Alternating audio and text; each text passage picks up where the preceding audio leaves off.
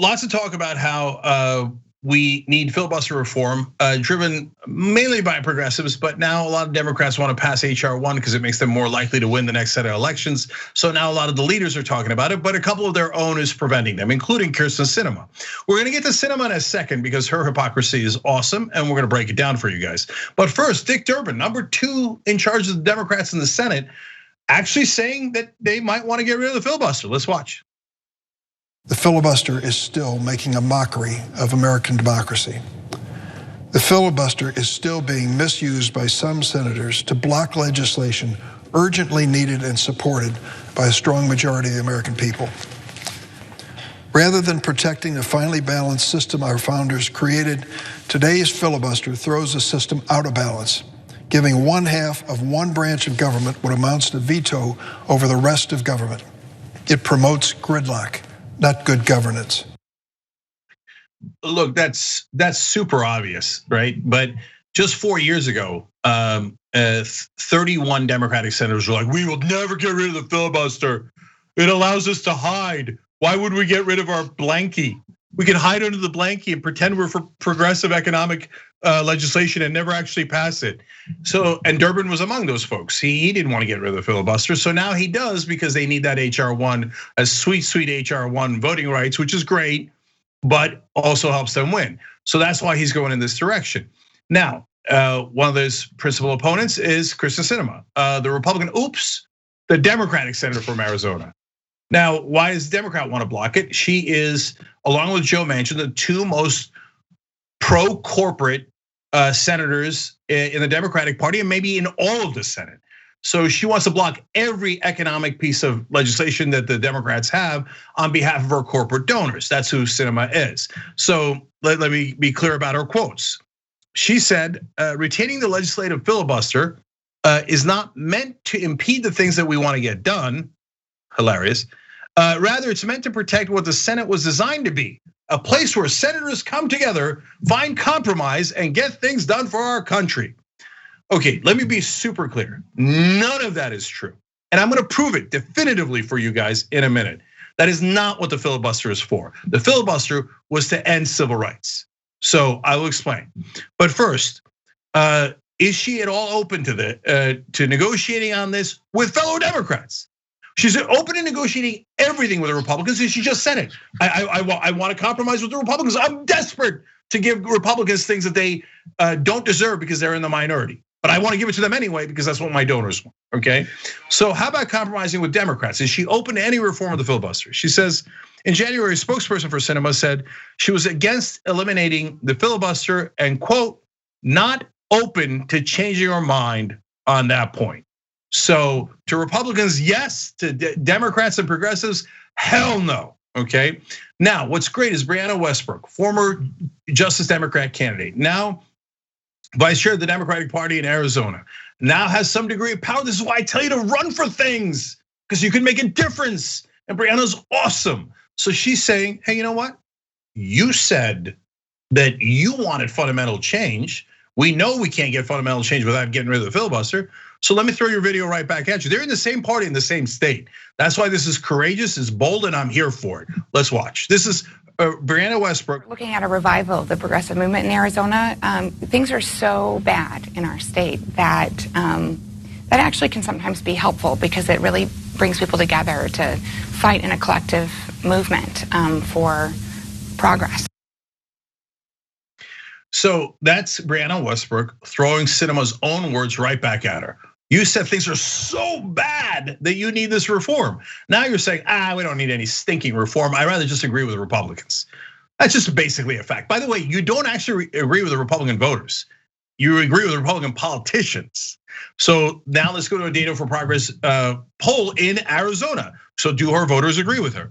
And this is not just Democrats, this is all voters in Arizona. Is it more important to you that senators pass major legislation to address the problems we face as a nation, or that they preserve traditional Senate procedures and rules like the filibuster? The majority, 61%, said it is more important to pass major legislation. Around a quarter, 26% said it was more important to preserve traditional Senate procedures. So Kirsten Sinema, the politician, is doing this for 26% of her electorate. That makes no sense. What that poll doesn't tell you is 99% of her donors don't want her to end the filibuster because that's their excuse for not passing higher wages, healthcare for everybody, et cetera, okay? By the way, of her own Democratic voters, 76% say it's more important to pass major legislation. So now, let's talk about what the reality is.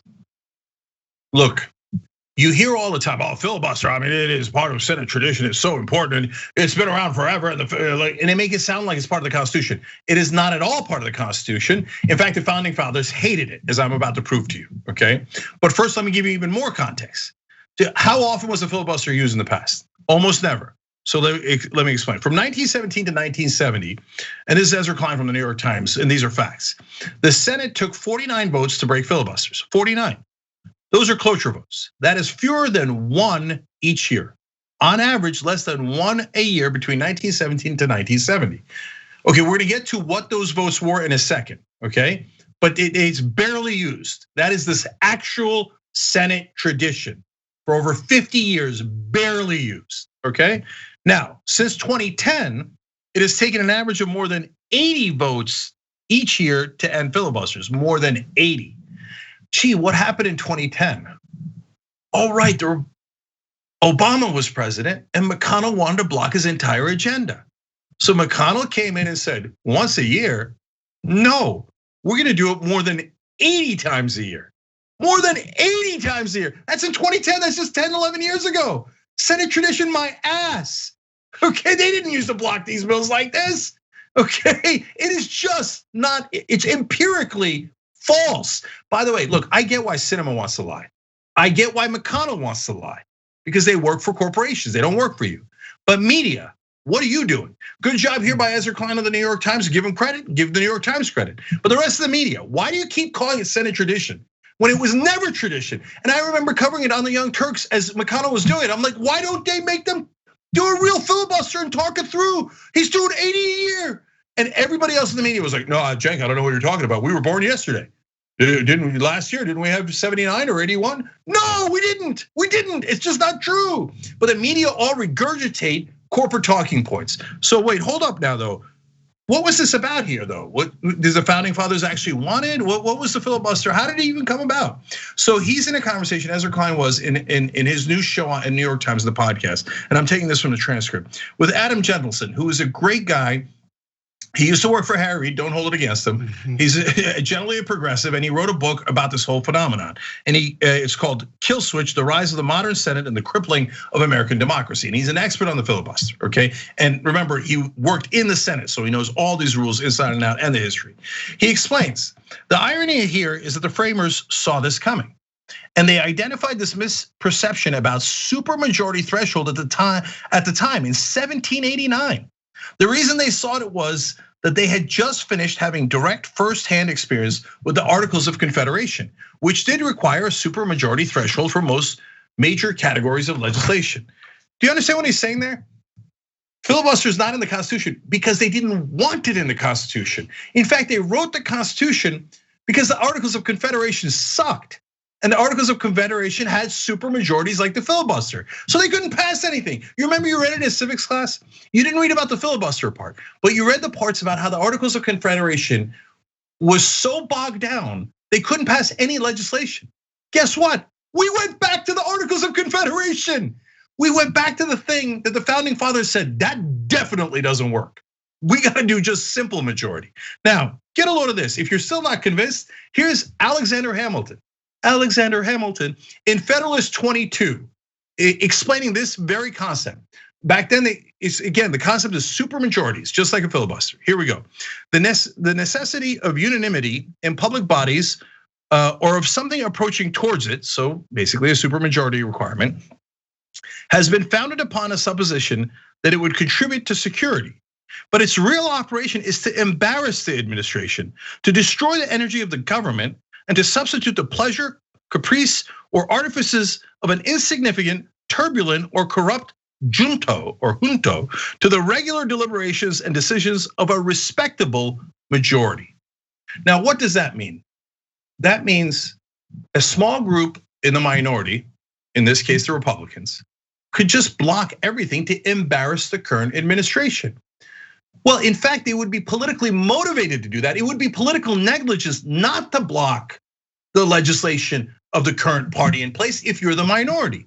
So Hamilton explained, this country will never get anything done if we let the minority block legislation. We must have the majority in a democracy actually pass the laws that they said they would pass. There is absolutely no dispute about it. The founding fathers hated the idea of a filibuster. That is why they did not put it in the Constitution. In fact, they wrote the whole Constitution to get rid of the idea. So media, I'm begging you to do your job. I'm begging you, because you guys control the national conversation. As long as you keep telling falsehoods about how the filibuster is part of American tradition, it allows the corporate Democrats and the corporate Republicans to hide behind that veil. So finally, I promised it to you guys. So what did they use the filibuster for between 1917 and 1970 when they used to use it about once a year? Well, Adam explains, civil rights didn't pass back then. And I think it's really important. For 87 years, every single civil rights bill that came before Congress, and there were many, many, from the end of Reconstruction in 1877 to the first time a Southern filibuster was broken in 1964. Every single civil rights bill that came before the Senate was systematically forced to clear a supermajority threshold, and they were unable to do it. And so they all failed. They never, and this is amazing, they never used it for a piece of legislation that was not about civil rights. In fact, a huge percentage of those bills that they killed were anti-lynching laws. So let me give you this final quote. Adam Gentleson explains, when Gallup polled federal anti-lynching laws in 1937, they found support of 72%, including a majority support in the South. Anti-poll tax laws also had upwards of 60% support. The country was ready for those civil rights laws, but because of the supermajority threshold, they didn't pass in the Senate. Now, look, you could look at that number and go, oh my God, only 72% were against lynchings in 1937, right? But at the same time, the country was certainly ready to pass an anti-lynching law, but they couldn't pass one for another 30 years because the racist senators from the South said, no, we demand the right to lynch black people. And that's what they used the filibuster for almost exclusively. So don't tell me that the filibuster is a good thing. It is a monstrous thing that our founding fathers despised and was used mainly for the worst acts in American history. Yeah, man, the way the media, and specifically, I'm not talking about OWN or Fox News or hate radio. I'm talking about CNN. I'm talking about MSNBC. I'm talking about the outlets that are not your nice liberal auntie watches on a nightly basis, okay? Your nice soccer mom auntie watches all the time. They're the ones espousing this dreck. It's just BS. This is not some, parliamentary tradition that should just be held so sacred. And I might add, man, if 4 years of Donald Trump in office didn't teach us anything, it should have taught us this, that most of these norms nobody cares about. This dude spent 4 years completely obliterating and smashing every civic, procedural, all kinds of norms. And guess what? We're still here somehow. I think we would be able to survive an abolishment of the filibuster, Cenk. I'm sorry, it's hard for me to believe that we can't. After watching Donald Trump treat, these cultural norms within the federal government as nothing, which they obviously are. That's such a great point, Woz. Because honestly, I forgot that for a second. You're right. After Trump, we're having a conversation about norms. We're having a conversation about norms. We're talking about practice. We're talking about practice. Okay. Don't talk to me about practice or the playoffs. Okay. No, we're not talking about etiquette. We're not talking about norms. We're not talking about procedures. Okay. But and guys, like I said, because it isn't about that. It's about the cover that the Democrats need to not pass $15 minimum wage, to not pass Green New Deal, to not pass Medicare for all, to not pass the economic agenda that they pretended to be in favor of. So media, please do your job and explain people what the real facts are and the real history are so they can vote the right way. Thanks for watching the Young Turks, really appreciate it. Another way to show support is through YouTube memberships. You'll get to interact with us more. There's live chat emojis, badges. You've got emojis of me, Anna, John, JR. So those are super fun. But you also get playback of our exclusive member-only shows and specials right after they air. So all of that, all you gotta do is click that join button right underneath the video. Thank you.